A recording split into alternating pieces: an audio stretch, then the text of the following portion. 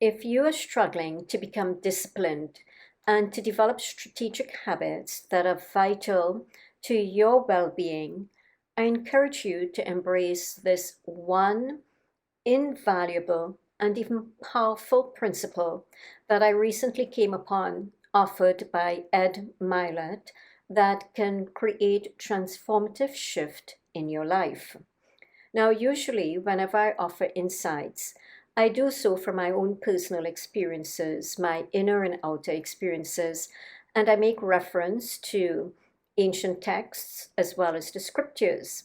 But today, I am actually referencing someone who is believed to be a very successful entrepreneur, author, podcaster, and spiritual seeker, because I believe this one principle can actually facilitate significant change in your life. And if you were to adopt it, it can even be a game changer. For those of you who are not familiar with Ed Mylett, feel free to Google his name. And of course, I am embracing his one principle, but I'm putting my own spin and my own insight upon it. So I thank you, Ed Mylett.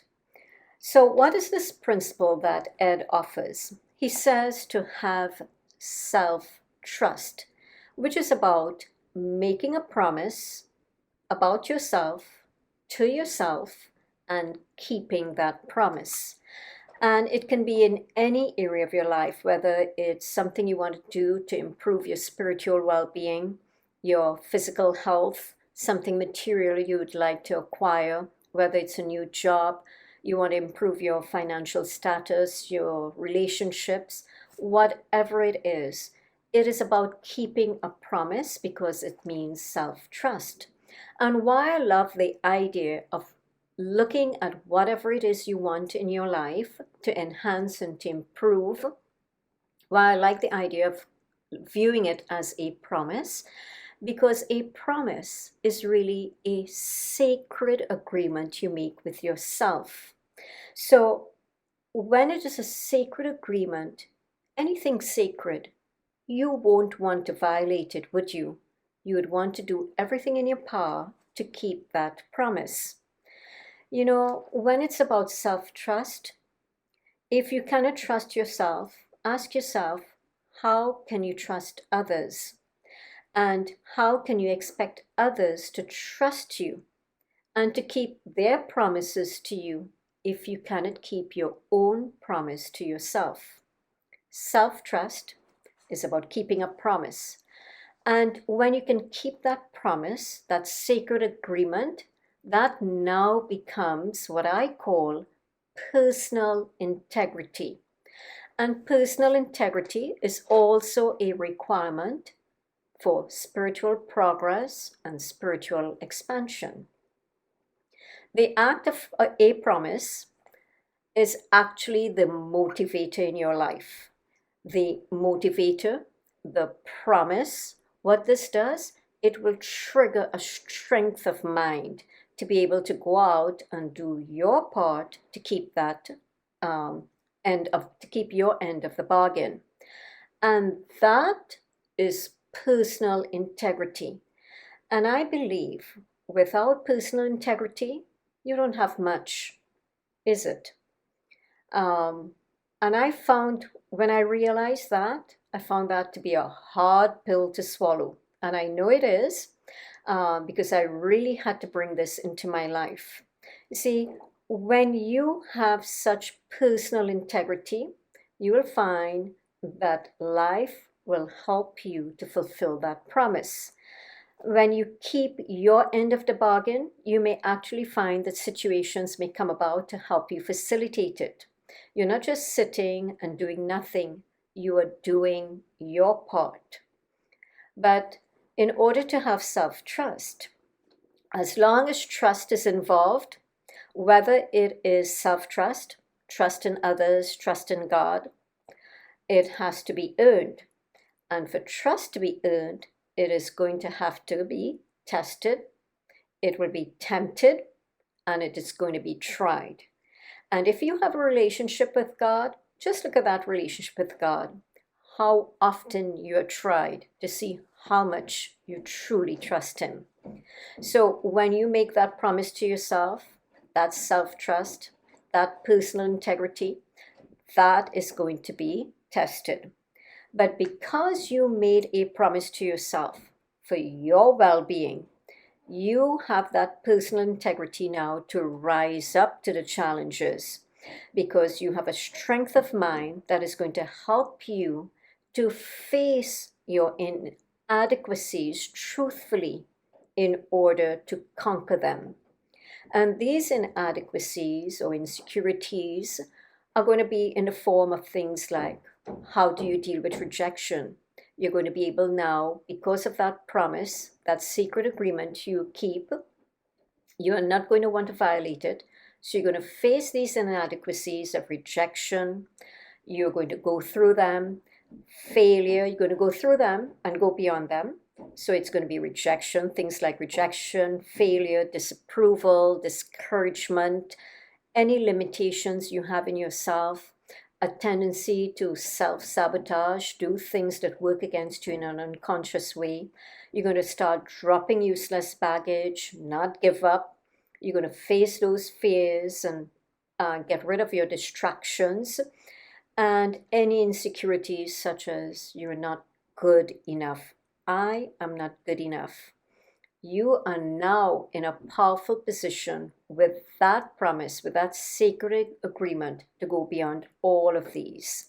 Your promise, your personal integrity is what will help you to keep that sacred agreement, to be determined, focused, encouraged, persistent, and consistent in however you define that for yourself. And you will automatically become very disciplined, and you will want to go the extra mile. In other words, do that one more thing, according to Ed Mylett, even if it is difficult, just so that you can keep your promise. And of course, what I like to say is, and make sure to include enjoying life also, because some people become very intense going after something they want to accomplish, and they do it in a very miserable state. Do it in a way whereby you can enjoy your life also. And to be able to keep that promise, to do that one more thing, to go that extra mile during the test, you must understand why it is you're doing it. So this is your why. Your promise must matter to you and therefore contain a positive difference factor. And in some cases, it may come to a point where you cannot afford to live without it. It may take the form of improving your life in some way and your state of being, helping humanity and therefore your spiritual progress. So your promise must actually have some value, have quality and worth in it, without which your promise would quickly lose its meaning and power in your life. When your promise for yourself, to yourself, is of substance, then something of value is now at stake. And when something of value is at stake in your life, you'll become very determined and your willpower is going to kick in. And what you're going to end up doing, you're going to turn a deaf ear to all your naysayers, all those discouragers in your life. And automatically, you're going to start trusting in that higher power, in God. You'll keep your promise, and as you do so, what is going to happen? You're going to find that every step you take towards keeping that promise, your self-confidence is going to increase, and you're going to keep keeping on. You know, there are some people who create a vision board. And I actually think that a vision board is a great idea, but I believe it should now be called my promise board. You see, your vision must actually be a promise you make to yourself, not just a vision. If your vision is just a vision, then it can easily become something that you're just hoping for, you're wishing, that you've stuck up on your wall or on some board, and then it can easily just end up being a dream. But when it is a promise that you make to yourself, because it matters, because it has value and worth, it is about self-trust and personal integrity. You would want to keep that promise and go all the way, take all the extra step, go that extra mile to accomplish your vision, because now you know your promise is a sacred agreement you've made with yourself. And every day, you would end up becoming a little more attentive to how you align your thoughts, your feelings and emotions, your actions, what you say, and your associations with that promise. Because when these are in agreement and you become in a much more relaxed state, because I want you to enjoy life, as I like to say. So you let go of your promise into the universal intelligence, into that greater intelligence hands, into God, unto God. You would find that your promise would begin to unfold in due course, step by step. And bear in mind that when you make your promise, that circumstances could actually change and events could occur to affect your vision, requiring you to adjust it. But in the end, always bear in mind that that adjustment you have to make to your vision, whatever that adjustment is, make sure that it continues to add value to your life. It must never depreciate you.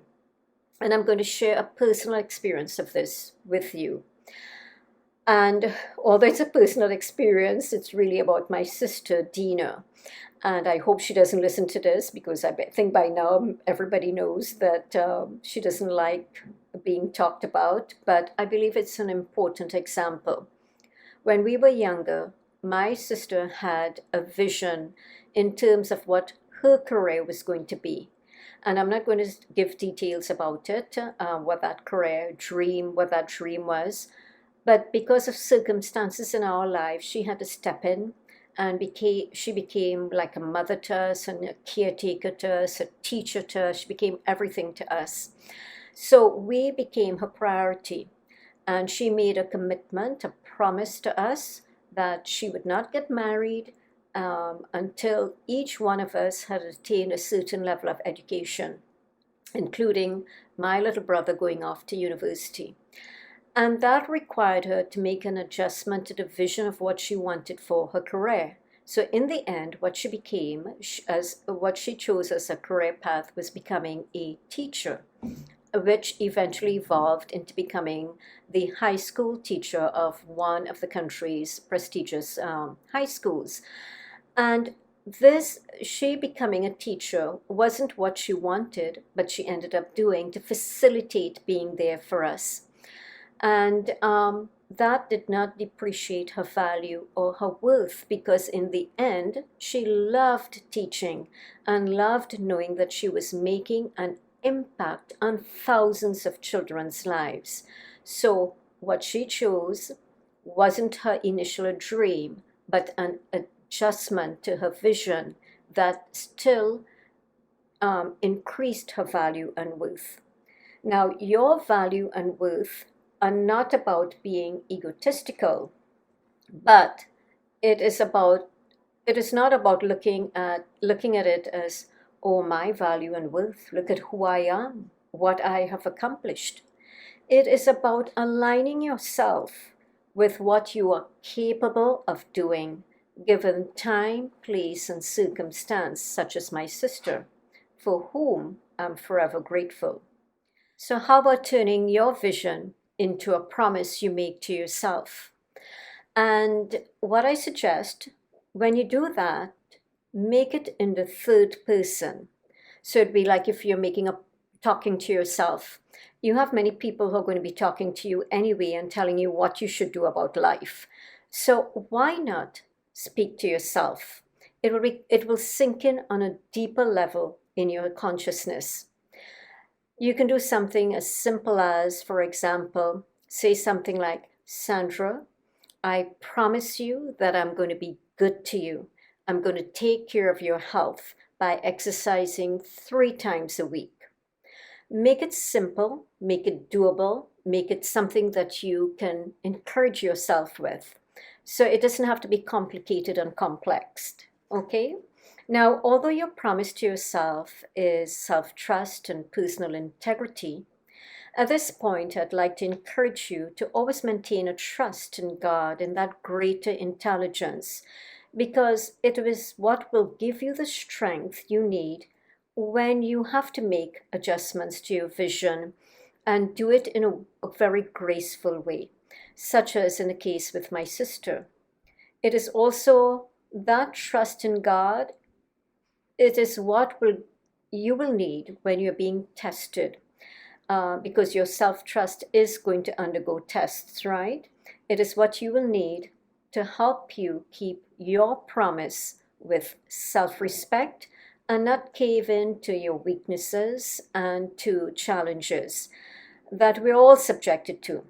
So you can actually keep your promise, that sacred agreement you made for yourself with yourself.